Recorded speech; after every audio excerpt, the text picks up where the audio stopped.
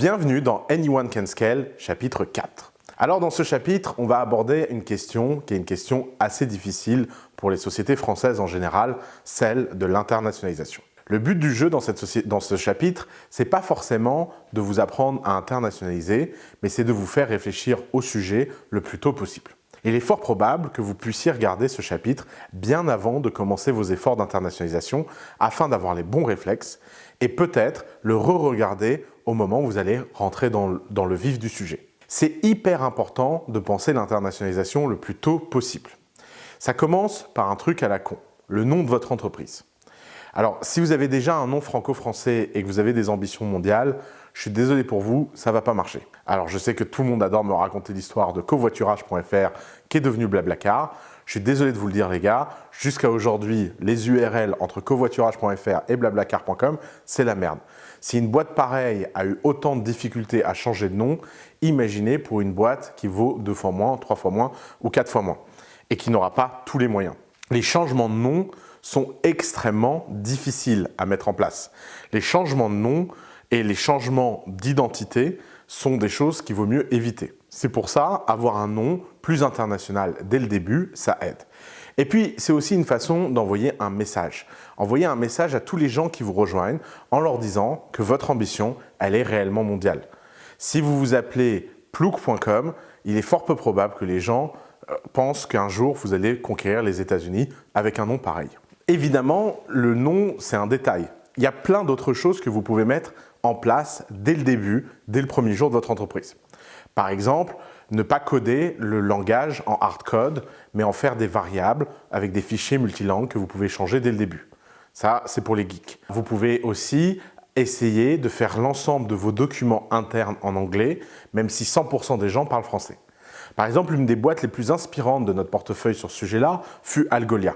Algolia a décidé de parler anglais dès le premier jour, alors qu'il n'y avait que 2 fondateurs français dans la salle. Pourquoi? Parce qu'ils voulaient ne pas être un environnement hostile pour les éventuels étrangers qui les rejoindraient plus tard. Vous pouvez vous dire, c'est exagéré. Il n'empêche, aujourd'hui, Algolia est l'une des boîtes qui attire le plus d'étrangers à Paris et qui a l'un des environnements de travail les moins toxiques et les moins hostiles aux étrangers parce que la langue est une vraie barrière. D'ailleurs, il faut comprendre que cette barrière, elle est profondément ancrée dans la culture française. Par exemple, moi, j'ai très souvent été à table dans des situations où il y a 5 ou 6 Français autour de la table, un seul étranger, et tout le monde parle français, et tout le monde ignore l'étranger. Pourquoi? Parce que la France est super inadaptée à l'internationalisation.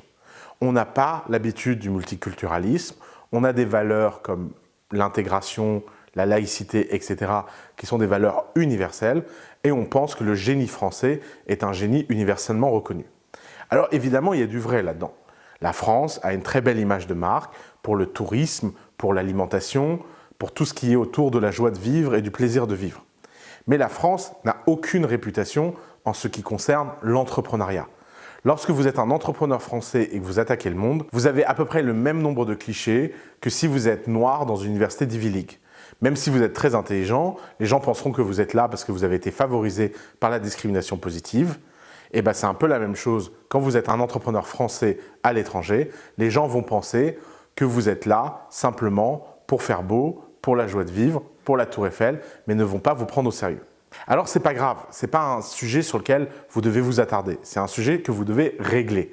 Et ça passe par des décisions fortes à prendre dans votre entreprise pour que l'international ne soit pas une lutte, ne soit pas un calvaire.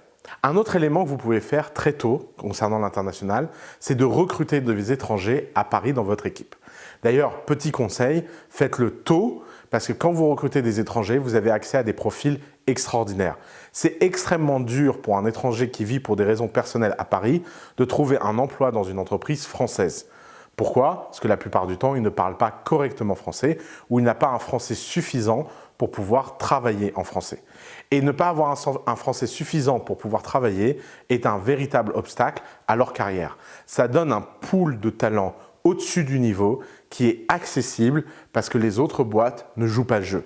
Profitez-en pour jouer le jeu, profitez-en pour être un environnement hyper adapté à l'international. Vaut-il mieux recruter quelqu'un sur place à l'étranger ou envoyer quelqu'un de votre bureau? Ce sera le sujet de la prochaine séance.